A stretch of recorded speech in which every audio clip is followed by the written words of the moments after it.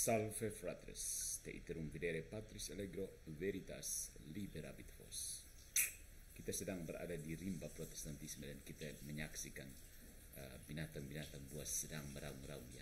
Dan orang Katolik sedang menyaksikan kerapuhan prinsip sola scriptura. Jadi stop bilang orang Katolik son tahu tentang orang Katolik salah paham tentang sola scriptura. Orang Katolik sedang menonton dan bertepuk tangan dengan prinsip sola scriptura yang diagung-agungkan Protestan. Prinsip absurd tersebut. Apa? Soal polemik Edis, Bom-Bom, lalu satu persatu YouTuber Protestan mencoba memberi klarifikasi yang tetap kabur dan tetap tidak mengikat. Akhirnya pilihan kembali ke jemaat Protestan masing-masing. Mau ikut Bom-Bom, mau ikut Edis, mau ikut YouTuber satu yang kasih penjelasan sendiri, terserah. That's Protestantism. You choose for yourself your own version of Christianity.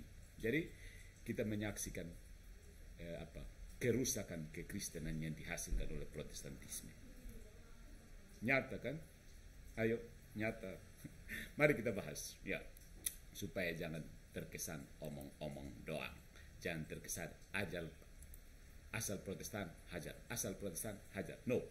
Rimba tafsir Protestan, polemik Edis Bom-Bom, dan bukti kerapuhan sola scriptura. Yang pertama, dari konsili ke YouTube. Ya,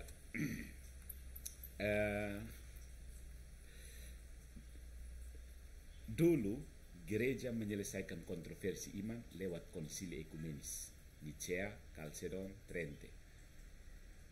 Hari ini Protestantisme menyelesaikannya lewat debat YouTube. Kasus Edis TV dan Pak Bom-Bom adalah buktinya. Edis, penyalipan adalah rencana iblis. Bom-Bom, penyalipan adalah rencana Bapa. Dua tafsir, dua suara, dua klaim Alkitabiah. Jemaat bingung dan seperti biasa, YouTuber Protestan lain pun ikut memberi solusi meski tetap kabur, problematis, tidak mengikat, dan jemaat tetap bebas memilih siapa yang paling mereka sukai. Satu contoh salah satu tawaran solusi yang diberikan oleh seorang pendeta bernama Esdras Surut. Saya menonton videonya. Tetap kabur dan problematis. Karena apa? Di situ dia menyebutkan bahwa ada dualisme kekuatan, dualisme kehendak, kehendak Tuhan dan kehendak iblis. Jadi peristiwa salib itu pertemuan antara dua kehendak. Dualisme, bahaya sekali. Ya. Tapi itu kabur. Penjelasannya nanggung. Yang kedua tidak mengikat. Nah itu lebar, dan jemaat tetap bebas memilih siapa yang mereka sukai. Wow, fenomena ini bukan sekedar keributan digital ya. Ini adalah buah langsung dari prinsip Protestantisme, sola scriptura plus private judgment. Ya, oke, tepuk tangan dulu untuk tontonan yang ada sekarang. Yang kedua ada dikotomi murahan. Ya, tafsir fast food sebenarnya. Edis memainkan trik sederhana, memaksa pilihan sempit. Katanya, penyalipan hanya bisa rencana Allah atau rencana iblis. Kalau Allah, Tuhan tampak sadis. Kalau iblis, barulah masuk akal.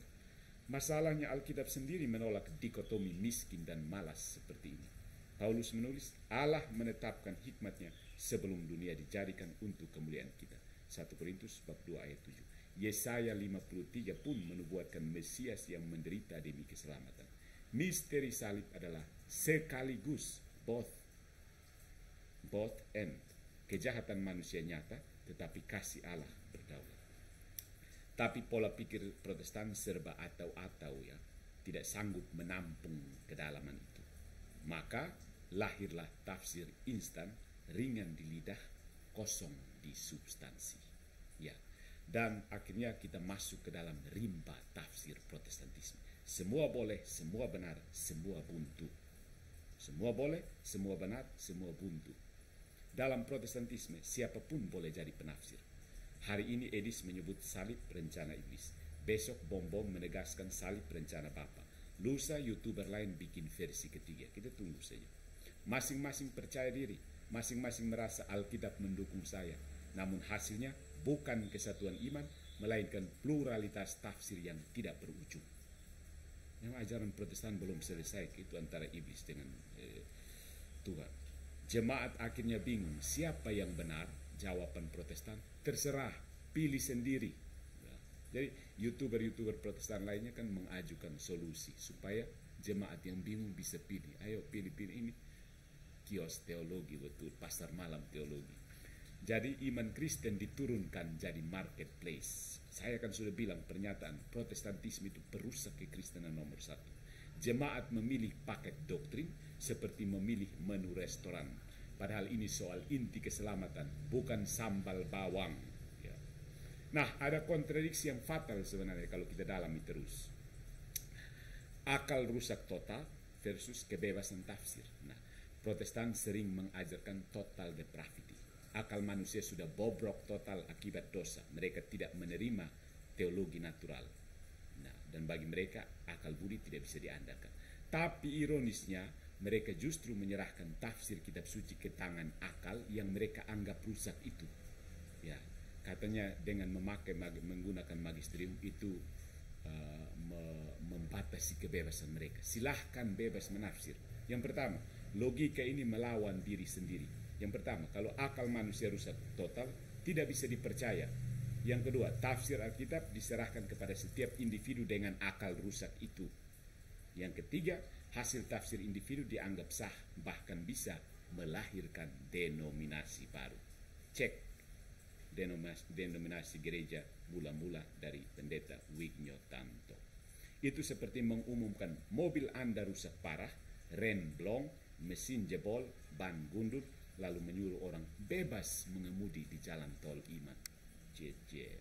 Yang kedua, jalan Katolik, akal terluka bukan binasa. Natura vulnerata, not natura corrupta. Tradisi Katolik berbeda. Thomas Aquinas menegaskan akal manusia terluka, vulnerata, tetapi tidak binasa.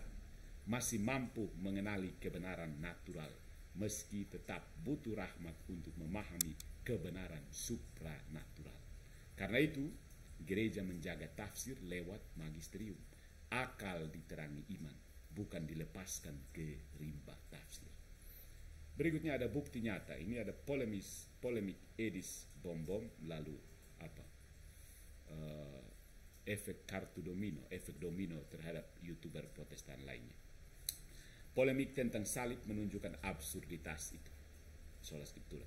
Jemaat bingung, lalu parade YouTuber Protestan memberi solusi versi masing-masing. Tapi solusi tetap tidak mengikat. Ya, tidak wajib ikut solusi YouTuber sana, YouTuber sini. Jemaat tetap bebas memilih. Kalau akal benar-benar rusak total, maka sistem ini bunuh diri teologis. Kalau akal tidak rusak total, maka doktrin Protestan sendiri runtuh. Dua-duanya buntu. Begitu. Nah, konsekuensi filosofisnya, krisis otoritas dan kebenaran. Filsafat klasik mengajarkan kebenaran itu satu, ens et verum convertuntur. Ya, kebenaran dan ada itu bisa identik. Ada dan kebenaran itu identik. Tetapi Protestantisme melahirkan fragmentasi, seolah kebenaran boleh bercabang tanpa batas. Cabang Edis, cabang Bom-Bom, cabang Estersur, cabang kita tunggu deh enggak ada MIM-nya. Apalagi cabang rumah, begitu cabang layu. Tanpa magisterium, tafsir berubah jadi selera privat.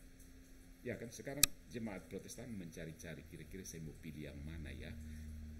Akibatnya relativisme dogmatis. Setiap tafsir bisa benar. Fragmentasi gereja, ribuan denominasi muncul dari tafsir berbeda. Cek Wignio Tanto dan denom baru gereja mula-mula. Allah tampak reaktif. Dalam tafsir Edi, iblis jadi arsitek. Allah hanya pemadam kebakaran. Ini bukan sekedar salah teologi, tapi cacat filsafat. Agama yang tidak bisa menjamin kesatuan kebenaran sudah gagal pada level paling mendasar. Ya. Kontras Katolik ada regula fidei dan kesatuan iman. Saudara-saudara, gereja Katolik menjaga kesatuan tafsir lewat regula fidei. Yang pertama, Alkitab, firman Allah tertulis.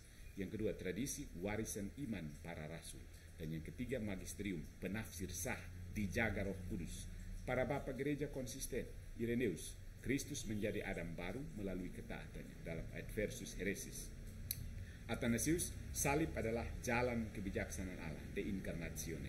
Nah, Tidak ada satupun yang menobatkan iblis sebagai arsitek salib. Itu hanya lahir di rimba tafsir Protestan.